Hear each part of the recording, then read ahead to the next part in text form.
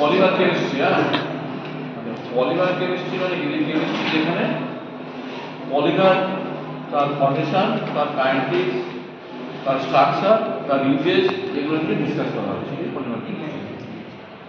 Polymer হচ্ছে এটা একটা ম্যাক্রোমলিকুলস, মানে মনোমারগুলো কম্বিনেশন হয়ে পলিমার তৈরি করে। ন্যাচারাল পলিমার আছে, আর্টিফিশিয়াল পলিমার আছে। তো এই যে ন্যাচারাল পলিমার মানে প্রোটিন, তারপর কার্বোহাইড্রেট, রাবার, এগুলো সবই কিন্তু ন্যাচারাল পলিমার। আমাদের বডিতে যা কিছু হোক বেশিরভাগই পলিমার কম্পাউন্ড আর কি। বুঝা, আমরা সেই পলিমারগুলো নিয়ে ডিসকাস করবো। ল্যাবরেটরিতে পলিমার করা হয়, যেগুলোকে বলা সিনথেটিক পলিমার। তো এই যে পলিমারগুলো হচ্ছে তাহলে মনোমারগুলো কম্বিনেশন হয়ে পলিমার তৈরি হয়।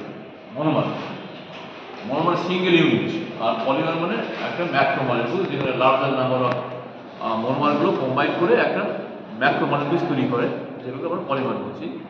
আর প্রসেসটা হচ্ছে পলিমারাইজেশন।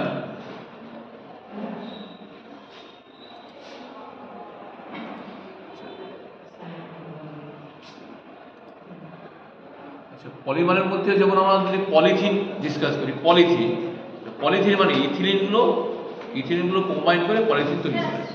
এই যে পলিথিন যখন ফর্মেশনটা হচ্ছে, সেটা কি হয় যে অ্যাডিশন হতে পারে, কন্ডেনসেশন হতে পারে।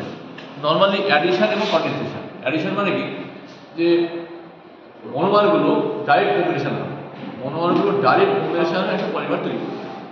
সেখানে loss of any part of the monomer যখন কম্বিনেশনটা হবে, সেই মনোমারের কিন্তু কোনো লস হবে না, কোনো ইউনিট লস হবে না। লস না হয়ে যদি ডাইরেক্ট কম্বিনেশন হয় এবং একটা পলিমার তৈরি করে, তাহলে সেই প্রসেসটা হচ্ছে তোমার অ্যাডিশন পলিমার। তেমনি কন্ডেনসেশন পলিমার বলতে কীরকম, যে এখানে যখন কন্ডেন্স করবে দুটো মনোমার, বা যখন অনেকগুলো লার্জার নাম্বার বা মনোমারগুলো যখন কম্বিনেশন করবে, ডিলিং কম্বিনেশন, তখন ঠিক মনোমারের পার্টগুলো ও মনোমারের কিছু পার্টগুলো লস হয়ে তারা কম্বিনেশন করবে। তার মানে smaller number of small molecule সেগুলো লস করে সেই স্মল মলিকুল বলতে কি HCl হতে পারে, ওয়াটার হতে পারে, ছোট ছোট মলিকুলগুলো এলিমিনেশন করে একটা লার্জার মলিকুল তৈরি করে, সেগুলোকে বলা হয় কন্ডেনসেশন। নাইলন 66, তো হেক্সামেথিলিন ডায়ামিন, এবং অ্যাডিবিক অ্যাসিড, এরা কম্বিনেশন করে নাইলন তৈরি করে, নাইলন 66। নাইলন 66 মানে কি, 6টা কার্বন, অর্থাৎ অ্যাডিবিক অ্যাসিড থেকে 6টা কার্বন আসবে এবং হেক্সামেথিলিন ডায়ামিন থেকে 6টা কার্বন আসবে, সেজন্য নাইলন 66 বলা হয়। আবার নাইলন 6ও হতে পারে, নাইলন 6 শুধু ক্যাপ্রোল্যাকটাম, যেখানে ক্যাপ্রোল্যাকটামের নিজেই 6টা কার্বন আছে। এই ক্যাপ্রোল্যাকটাম থেকে কি হয়, একটা অ্যামিন এবং অ্যাসিড তৈরি করে তাদের মধ্যে যদি কম্বিনেশন করে, সেগুলোকে বলা হচ্ছে একটা পলিমার, কিন্তু নাইলন 6 পলিমার। এটা নাইলন, যে নাইলনগুলো আর কি, সিনথেটিক যে কম্পাউন্ড নাইলন আর কি, এটা প্রোটিন টাইপের, এটা অ্যামাইড লিঙ্কেজ। এই যে মানে এই যে পলিমারগুলো তাদের মধ্যে কি হয়, ডাইরেক্ট কম্বিনেশন হয়ে যখন হয় অ্যাডিশন পলিমার, সেখানে কিন্তু এই ডাবল বন্ড, সিঙ্গেল বন্ড এই জাতীয় হয়। যখন কন্ডেনসেশন পলিমার হবে, সেগুলো অ্যামাইড পলিমার, পলিয়েস্টার পলিমার এগুলো হতে পারে। যেমন টেরিলিন একটা পলিয়েস্টার, টেরিন মানে অ্যালকোহল এবং অ্যাসিড, টেরিথ্যালিক অ্যাসিড, এবং টেরিথ্যালিক অ্যাসিড এবং অ্যালকোহল, এদের মধ্যে কম্বিনেশন হয়ে একটা পলিয়েস্টার তৈরি করে। অর্থাৎ পলিয়েস্টার হচ্ছে একটা সিনথেটিক কম্পাউন্ড, এটা একটা পলিমার। যা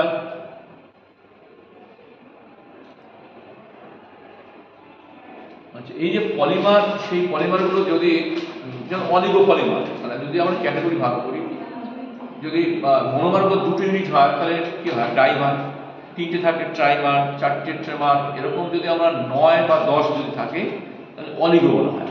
এবং 10-এর অধিক যদি হয়, সেটা পলিমার। অর্থাৎ মনোমারের ইউনিট কতগুলো হতে পারে সেই হিসেবে নাম হয়। যেমন আমরা যদি কার্বোহাইড্রেট কেমিস্ট্রি স্টাডি করি, তো disaccharide, trisaccharide, oligosaccharide, polysaccharide. Disaccharide মানে কি, 2টো মনোমার ইউনিট থাকবে। যখন সেই মনোমার ইউনিট নাম্বারটা যদি 3 থেকে 10 বা 9 পর্যন্ত থাকে, সেগুলোকে অলিগো বলা হয়, যেমন অলিগোস্যাকারাইড। এবং 10-এর অধিক হলেই সেটাকে পলিস্যাকারাইড বলা হয়। যেমন স্টার্চ, গ্লাইকোজেন, সেলুলোজ, এগুলো কিন্তু কার্বোহাইড্রেট কেমিস্ট্রির মধ্যে কিন্তু পলিমার। পলিমার অর্থাৎ আমার ইম্পর্টেন্ট চ্যাপ্টার এখন কেমিস্ট্রির মধ্যে, কারণ এটা ছাড়া আমরা চলতেই পারবো না।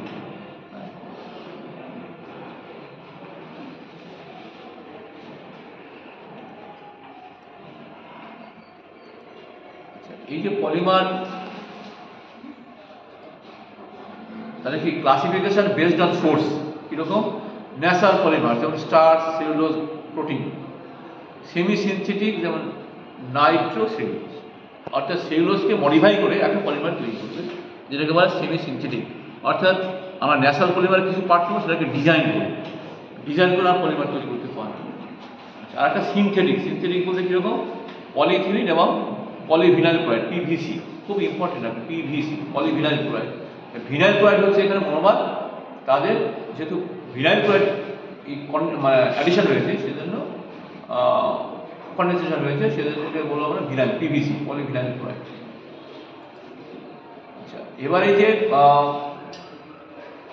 যদি আমরা স্ট্রাকচারাল দিক থেকে মানে ক্লাসিফিকেশন বেসড অন স্ট্রাকচার, অর্থাৎ মনোমার ইউনিটগুলো যদি সেম কাইন্ড অফ মনোমার যদি কম্বিনেশন হয়, যেমন হয়তো এ একটা মনোমার, এ এরকম ডাইরেক্ট কম্বিনেশন যদি হয়, হ্যাঁ, সেগুলোকে বলা হয় হোমোপলিমার। অর্থাৎ সেম নাম্বার অফ মলিকুল যদি থাকে, সেম নাম্বার অফ মলিকুল যদি কম্বিনেশন হয়, তাহলে হোমোপলিমার। আর কোপলিমার বলতে কি? যেমন হয়তো এ একটা মনোমার, বি একটা মনোমার, সে কিরকম হয় যে এ বি এরকম অল্টারনেট যদি হয়, এগুলো বলবো আমরা কোপলিমার। এই কোপলিমারের মধ্যে আবার কিন্তু ক্লাসিফিকেশনটা আছে, অর্থাৎ তাদের যে অ্যারেঞ্জমেন্টটা সেগুলো রেগুলার অ্যারেঞ্জমেন্ট হতে পারে, আবার একটা স্ক্যাটারিং হতে পারে। রেগুলার অ্যারেঞ্জমেন্ট বলতে কীরকম? যে এ তারপর বি হবে, আবার এ হবে, আবার বি হবে, এ হবে, আবার বি হবে। কিন্তু এরকম যদি হয় যে 4টে এ আবার হয়তো 3টে বি, এলোমেলো হবে, তখন কিন্তু আলাদা নাম হয়। আবার কখনো দেখা যায় যে 3 ডাইমেনশন হতে পারে, 3 ডাইমেনশনাল, হ্যাঁ, 3 ডাইমেনশন হতে পারে। যেমন ওই সিলিকন 3 ডাইমেনশনাল নেটওয়ার্ক স্ট্রাকচার, সেটাও কিন্তু পলিমার নেটওয়ার্ক স্ট্রাকচার, সেগুলো কিন্তু আলাদা জাতীয় পলিমার।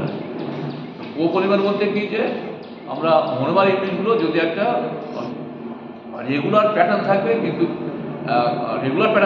অল্টারনেট ওয়ে যদি থাকে,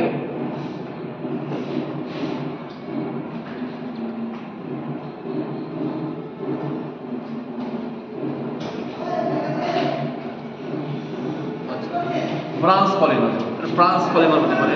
নেটওয়ার্ক পলিমার, নেটওয়ার্ক মানে ত্রিমাত্রিক, অর্থাৎ এক্স অক্ষ, ওয়াই অক্ষ, জেড অক্ষ, এই 3টে বরাবরই যদি এক্সপানশনটা হয় চেনগুলো, তাহলে সেটাকে নেটওয়ার্ক পলিমার বলবো। আচ্ছা, যদি একই চেনে যায় তাহলে লিনিয়ার পলিমার। আর যদি সাইডেও মানে এক্সপানশন হয় ব্রাঞ্চ পলিমার। আর যদি আমরা দেখা যায় যে একটা চেন আর একটা চেনের মধ্যে লিঙ্ক হচ্ছে আর কি, সেগুলো বলে ক্রস লিঙ্ক পলিমার। যেমন নাইলন, যেমন রাবারকে যদি আমরা ভালকানাইজেশন করি, তাহলে ক্রস লিঙ্ক রাবারে পরিণত হয়। ক্রস লিঙ্ক মানে ধরো একটা রাস্তা আর একটা রাস্তা আছে, এদের মধ্যে জয়নিং থাকতে পারে। তেমনি একটা লিনিয়ার পলিমার আর একটা লিনিয়ার পলিমারের মাঝখানে যদি একটা ক্রস লিঙ্ক তৈরি হয়, হ্যাঁ, তাহলে এগুলো ক্রস লিঙ্ক পলিমার এভাবে হতে পারে। এবার রাবারকে ঠিক ওই ক্রস লিঙ্ক পলিমার করার জন্য সালফার মিশিয়ে ভালকানাইজেশন করা হয়। যখন আমরা ভালকানাইজেশন প্রসেসটা করবো, তখন আমরা ডিসকাস করবো।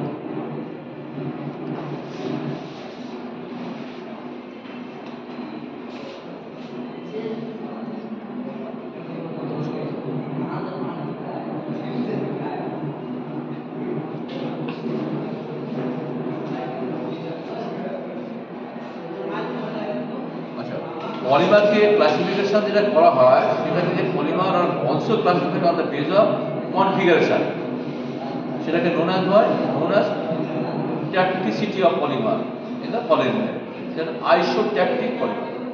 মানে কি? কনফিগারেশন ওর বেস করে যদি কনফিগারেশন ওর বেস করে যদি করা হয়, সেগুলি বলা আইসোট্যাকটিক।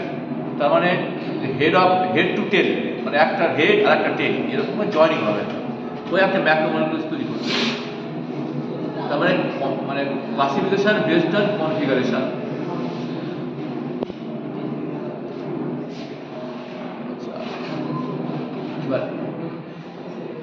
Attractive polymer, in atactic polymer head to tail configuration is random. আর একটা আছে সিন্ডিওট্যাকটিক পলিমার, সেটা কিরকম?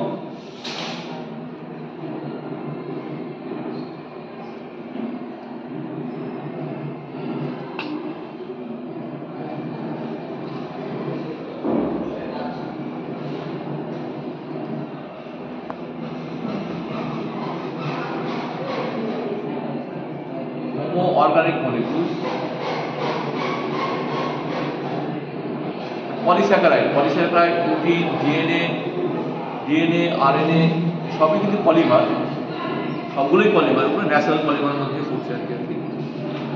একটু আগে বললাম সিলেন, সেটাও পলিথিলিন, এটাও একটা পলিমার।